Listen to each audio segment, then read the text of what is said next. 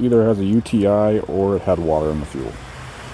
Alright, welcome back. I just picked up this Craftsman 24-inch snowblower. It's $100. It won't start. They were getting rid of everything gas powered that they had in their garage because they recently had a fire due to some piece of equipment that ran on gas. I didn't bother to tell her the car parked in their garage also used gas. So yeah, let's dive into it, see what's going on. I know this wasn't starting, so we got that good, and you give it a few squirts. See if it'll fire.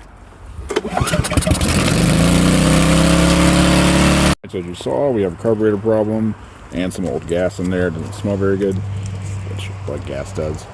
Anyways, a couple 10mm bolts.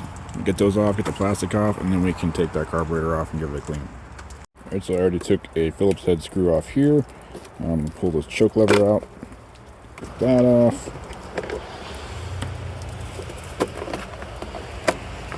And now we have the carburetor.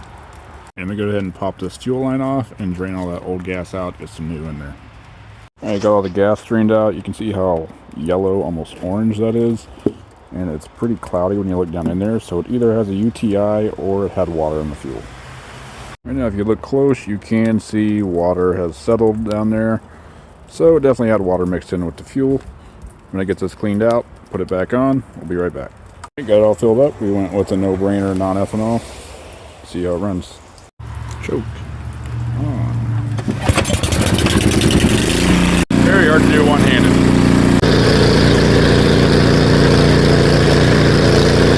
I'd say it works pretty well. This is how much these go for new. I bought this for $100. I don't have any money as far as parts into it. I'm gonna list it for $400 or $500. I'll list it for $500. Take $400, get rid of it quick.